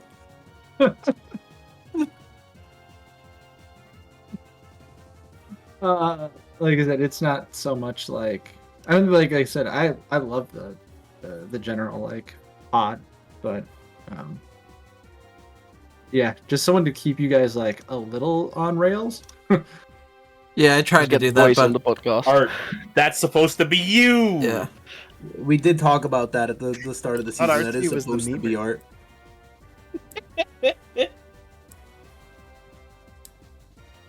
Got the memer, the funny guy, and the silly guy. That is all the questions we have. We are going to go into our little next thing here, and we are going to be sharing the new team logos. So if you guys want to go look at the Discord screen share so that you can see what's going on in real time. And then Velocity, okay. I will switch it to the main screen here. You want to You want me to just rip this one? say the team name, say who it is for, and then just rip it. Well, obviously, I got 4 new logos we're looking at here. 3 teams we've seen before getting brand new team identities, and 1 newcomer from Firetra, resident logo extraordinaire. Up first, we have Sal getting his new Victini team, Victini's Voyage of Valor. That's a good name. Good name. Give any other comments you want on it? Me I or love like this other logo. people? No, everyone. I love this Big logo. peace sign. I think this is a top tier new logo. Do you think this is I an can't help but upgrade? notice that Firetra forgot to put in the little wings Victini has on the back of its legs. Maybe the V is the representation of the little wings. Maybe. Yeah. Which V? There's The three one on of the them. bottom. Well, I was actually The one just it's about to standing comment on the triple V because it's it's Victini's Voyage of Valor and it's VVV, which I think is like kind of clever actually. Yeah, Yeah. the V for the hands, the V for the ears, and then the V on the ground. Yeah, you get the triple V for the triple V team. You know, What about the V toe that's upside down? that's Um, just. What about the very thin V where the legs meet the Yeah, torso? okay. I'm Why are the you one that looking gets- at his toes? I was What What also about, gonna say its, that. what about its fingers that are like totally in a V in the back, even though there's also a thumbstick? Because it's got What the about third the one, V's it of kinda its cancels it out. Those Yeah, fangs. okay. Yeah, that might be more of a W. Obviously, there's the 3 main V's. No, like I said, I love this logo. Yep. Alright, you can go to the next one. All right, so the next one is actually Tom's new logo, It's so What good. the hell? which this is the Texas Teddy Ursas coming at you. What in the Texas am What I in the looking at? South is going on here? I was gonna say This one logo, second. this logo is sick. Are you telling me the guy from New Jersey's the one representing Texas when we have like 5 Texans in the league? Yes. Yeah, he just came in and laid claim to it, and nobody had it. That's it. Is he the That Texas is- That's Teddy? Big Tex. I will say, does that also mean that he now encompasses Sparky's team? Because Sparky is the Dallas Delibirds. I I thought guess. it was the Djibouti Delibirds. Well, no, because like He's a there sub are team. there are sports teams that are named for the state, and then there's also cities within that state that have a sports team. So like, it's not an automatic. Yeah. I mean, mean- this one is very much Texas. That said, he does kind of own Texas with this one. I was gonna say the Patriots kind of just gobble the whole like Northeast. Oh, yeah, well, you freaks with your tiny ass states. Dude, I drove for an hour and a half and didn't leave a state today, and I was very confused. I was like, man, this thing goes forever. Yeah, that wouldn't even be Yeah, like I our know. city. Going live up. in the smallest state in I the was union. gonna say. You can go to the next one. Speaking of real sports teams, the next one is SOTS. I think I'm saying that right. Correct me if I'm wrong. Hands up. Isn't that an app? I'm not gonna lie. I've never 100% known how to pronounce that one. That's how I've heard it. This is the what's the name of the? I know the team name from the NHL. It's the Philadelphia Flyers. Is the play on this one? This is the Philadelphia Flamagents. Sorry. That mouthful. No gentleman. Yeah, 'cause he has the because fedora. he's dapper. I believe the Pokemon is Flamigo. Yep. That's correct. Yes, if I'm that wrong. is the name of the Pokemon. So yeah, I like this logo. I think this is a good play on it. But I think it's fun when you are able to take like a Pokemon logo design and kind of meld it with like an already sports design and make it work. That's pretty fun. Yeah, I believe SOT is it has done this a lot in the past for his other logos, if I remember from ABA. Go for the next one. and lastly, it's your logo art, your new rebrand coming in Yep. Welcome to this to my this rebrand. is Uh, the Oshawa news, as you know. yeah. As everybody knows, I-90 had an affair with the Mousehold family, so we were retiring them. Oh my god, not again. So this is the new team, Oshawott News. It's gonna be on for short, for a play on that. It might be the cutest logo I've ever seen. Appreciate It's that. good. I never liked Oshawott much, but that just changed something. Hell yeah. That's all I could ask for. Okay. I'm So yeah, that's the logos that I have as of now from Fire. I'm so ready for that one to be a long-term staple. And we've been going for quite a long time today. I didn't actually expect it to go that long, but we actually had a lot of questions. So my brain's a little bit fried. Do any Sorry, of we you gave some pretty thoughtful answers. Yeah, no. This has been great. Do any of you know if we have anything else we need to share? I Do we sent wanna you the look over, draft order. Yes. Order? Yeah. Velocity still needs to shoot one of the Evans. Yeah, that'll happen That's at at the end of the show. That's at the end of the show. Yeah, Alright, alright. yeah. Get a little That'll be the longer. send off. Pick number 3, my lord. Yeah, let's get these up on my browser. Will not download these today. And then I have to capture them.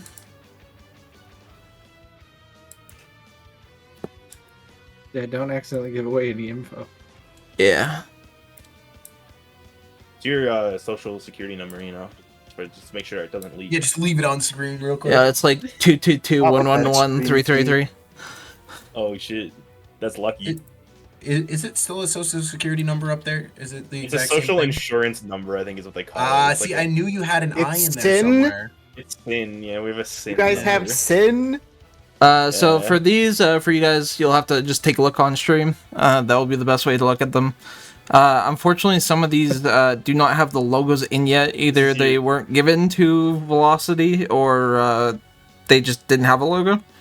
This is your 1 week notice. Also, obviously the doc isn't up, so like if like you have put a logo in of your own standard, like if you had one before that didn't go through Firetrain and you gave it to Raging or whatever to put in the docs, I obviously don't have it. If you want to give it to me, if you know what you're using, by all means, DMs are open. Otherwise, you're gonna be the no logo nerd the entire season. So Slide into those Velocity DMs. I think this is my first time seeing Cruiser's new logo, and I think it's great. It's way better than the old one. Didn't we see it 2 weeks ago? Yeah, we did, but might Showed have it been off here at the podcast. might have been Is Kate's it? first time seeing it. So It's possible it was like that week or that I was moving, and I like was only. it definitely was. 100% the week you're moving. Yep. I gotta say, really love the Lantern team. You love the lanterns. But the real Evan would never say that because that's Hunter's team, and I just spent an entire weekend with him, and I've had enough. I thought Hunter Real wasn't Evan real. loves lantern, especially as a shiny.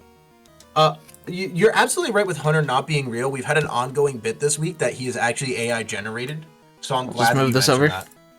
That makes so much sense. So he knew about the bit. Hold on. But to just go over it while you guys are discussing, the draft order for League 3, as everybody should know by now, is Jackie, Hellborn, Lotus, Kimchi Beef, Joey, Sean, Sot, Cruiser, Hunter, Eltrim, Button Guy, and Surrey. Cake, SJ, what do you think Jackie's gonna pick, just if you had to guess? I actually already know what she's picking because it's in the Okay. same group with me. It's been discussing it. So Leak the script. I'll leave it up to her if she wants to leak it early or not. Okay. I have no idea who Jackie is, but like it's League 3, so like I'm gonna say it's gonna be something slightly more wild than the usual pick, and we'll say it's gonna be Enamorous Incarnate. Just because. All I'll say is it's not Dragabolt because that one's a fraud. You're really on fraud watch for that one, huh? And it minimized, my bad. Anyways, we got League 2 here. As you know, we got Evan first in the draft order here. Classic. You want to leak what you're first picking, Evan, or do you not know yet? Oh, first off, I want to pause for a second and say, holy hell, what a based lineup for a League 2. We have so many god tier heavy hitters and fun matches awaiting us in L2 this season, gang. I am willing to leak my first pick. I absolutely am. However, while I am saying right now that this is my first pick, it is not binding. This might change over the next week. Yeah, I won't hold it to you personally, but you know, somebody might. I will. Can I talk about the funny conversation we had? Go for it. Oh yeah, you can Which absolutely have it. So Evan came to me the other day or last night. I don't know. It was a couple like days ago, I literally think. yesterday while I was standing in the fighting game venue. I was just because I was messaging Ryan Pro back and forth about what I should probably take. He was like, "Why do you think I should pick Haxorus first overall, or something like that, or give me a reason to pick Haxorus first overall?" It was not And I just- Haxorus. or not Haxorus. Sorry, Dragapult first overall.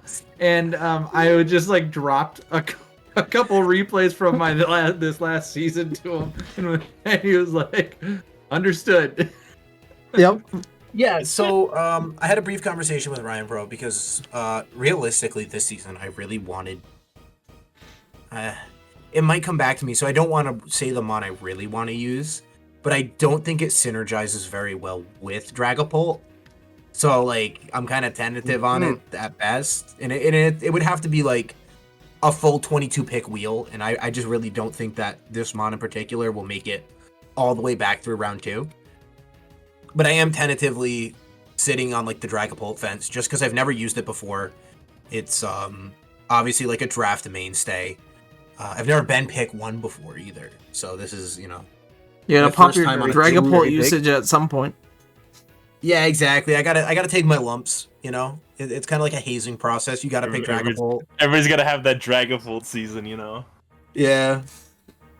But I'm excited. I've never been a wheel before. I've never been pick 1 before. I've had some higher picks. You know, I've been like pick 2 and 3, but this will be a good time. And I'm so excited to have my boy Velocity sitting right there at pick 3 with me. I posted it in the general. When we've been in the same league, we've never been more than 2 picks apart. You and I. Yep. I smell It's some gonna be great. collusion. Just the two of us. Yo, so really quick, Evan too. What do you think Mike's thinking all the way down at pick 12? Mike is probably thinking. He's made it very public in the general chat. All of League 2 already agreed to this. It's written up in stone. Everyone signed it. They're letting him draft all of the Iron Pokemon this season. Okay, so I think you guys might have seen that already. Do you want to leak what those first 2 Iron Pokemon you're going to take are? Well, obviously, Iron Fraudulent is right up there near the top, of course. Because why wouldn't you pick Iron Fraudulent? The other Iron, there's a lot of options. Moth is there. You could grab Crown or Boulder. Maybe not Boulder, maybe more Crown, but There's a lot of options. Could be pretty good. I mean, as Evan won, you said you were going to take Iron Boulder your first round last season, and then you didn't do it. So I wonder what happened. That's true. To change It was your a mind bait there. and switch. It was. I wanted You did everyone to pick- think that I was going for the thing, but Yep. Okay. Alright, and just to go over the draft order so everybody knows, it is Evan, Tom, Velocity, Shader, Firetra, Sal, Carly or Cutie, Rando, Smarmy, Zard, Lego, and Mike. You ever notice how Zard and Smarmy's logos are like making the same face? They are. They're They're kind of just talking. dude, They are Mike's kind of logo's making funny. the same face too. Yo, that's Look the at that. bottom row poggers. Bottom row fogger. Poggers.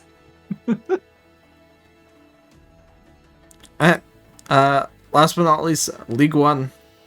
I believe we already talked about it a lot with you, Cake, of what mons you think we're gonna go like early on. So let's go with SJ.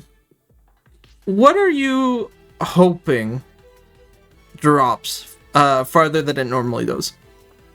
Not necessarily there's a to few- you, but There's a few months that went later than I expected last season, so hoping some of those might make it back to me all the way at pick number 12.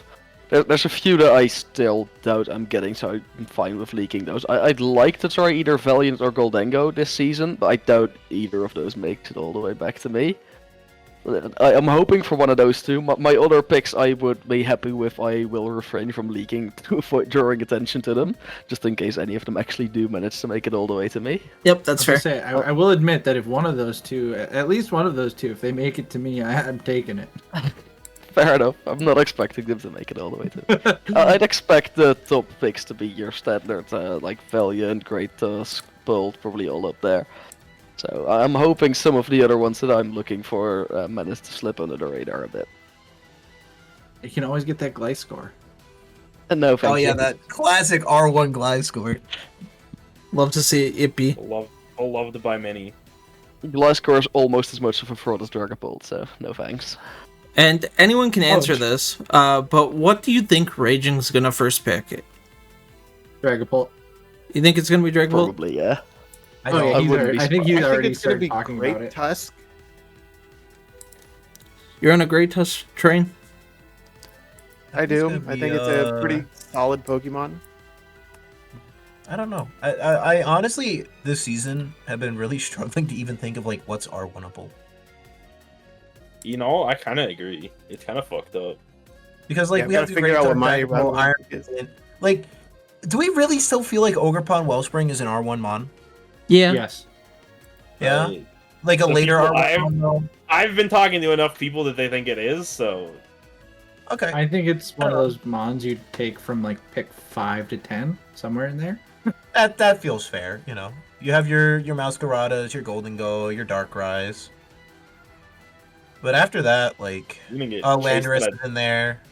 you're gonna get chased out of town for putting Masquerada in the Goldengo Darkrai category. People have been shit. Oh no, talking I mean Golden Go Masquerada. is obviously way better than Masquerada for like it should Oh, go you just before You just every mean single time. general round one. The general round one, yeah. I'm not Okay, talking about okay, like okay. first 5 picks here. Watch me take Meowscarada over Goldengo pick 4. By all Please, means. please do. Please do. It happened Go last over season. Last season, Marcus. Wait, was it Marcus? Marcus wasn't No. in. It was Shaw. Shaw took Masquerada pick 7. Then it went Ursaluna, and then Art got Golden Go at pick 9. Fisher. Yeah, that was pretty wild.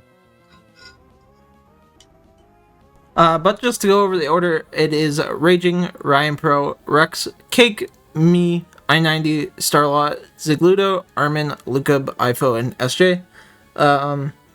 The one thing I want to comment with the Lukub, Ifo, SJ, do you guys feel lost that you didn't have Rex with you as the EU, wall? No, The EU block. he's trapped. I'm pretty sure Ivo's not actually drafting his own team. He said he's letting someone else draft for him, which, from what I've heard so far, is someone who's not European either. So I think we might lose it there anyway. That is what I heard as well. Eltrim, I believe, is possibly taking up the Yeah. mantle. I'm excited to finally get to Isn't play Eltram Rex. one of at those least. people who like never sleeps though? Oh yeah, he is for sure. So it should be fine. Should And be I don't great. think we have anyone currently in League One who usually takes a long time on their picks anyway. Yeah, I think we'll be, Well, that's gonna be a smooth pretty good draft. overall. Minus a few hiccups there, here and there. Oh, I mean, just But that's part and typical parcel of draft being things. alive. Yeah. But I would say that's all we have for this season. Really quick, Velocity, you have to shoot somebody. You know, shooting Evan 1, he admitted that he was the fake, basically. Yeah, he kind of did fuck that up. Evan won? What Evan won? On Velocity. Oh shit! Oh shit! Oh no, that was West? now I gotta shoot a Velocity. Oh no! Evan. Now you're in trouble. Wait, I got a question for this. Okay. All right. Velocity 1, aka the Velocity that's been here the whole time. Yeah, it's me. Okay. yeah. No, that's me. No, that's me. I guess this is a question to both of you, but you're gonna be the first one to answer. When I'm playing Hearthstone Battlegrounds with you guys, what is my favorite? Deep Frogger. Well, I didn't finish the question. Ooh, I think you got it wrong. Velocity 1. I didn't finish the question. I was gonna say, what is my favorite tribe to play? Oh, beasts. Okay, and Velocity 2. What the hell He's is already that supposed to he's mean, already huh? decided. He's already decided. Just What shoot do you the gun. mean? What is it, bud? I don't know. Beasts? You see, he didn't seem very confident. I'm gonna shoot Velocity 2. Unlucky.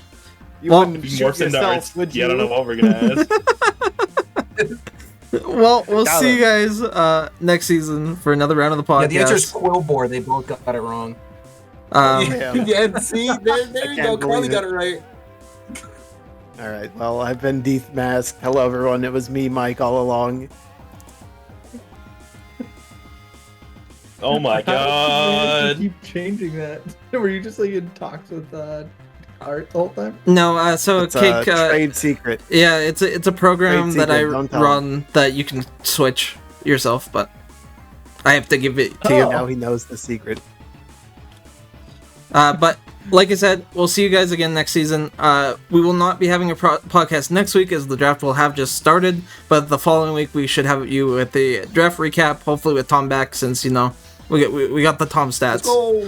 Also, I like to mention the one last thing. If you want to be on the podcast for the next season as a guest at any point, message me again. We're remaking the list from scratch. So if you didn't get in this season, or if you did get last season, just message me again, and we'll get you in there. But you guys have a good night, and we'll see you on the next season. Peace out. I'm going to bed. Good night, everyone. SJ.